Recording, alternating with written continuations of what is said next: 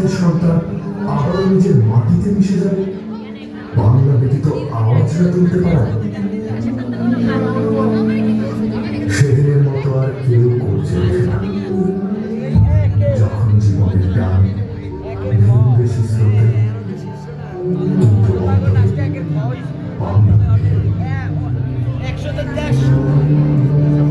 ভাষা শিখেছে জন্মের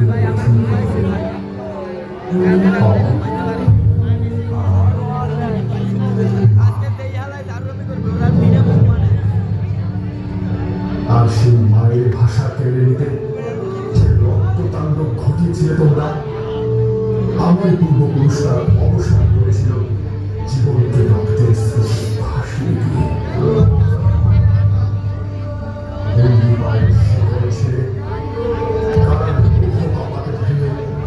বেঁচেছিল সকল দরুয়ার রাজন, মাতৃভাষা প্রতিষ্ঠা করতে।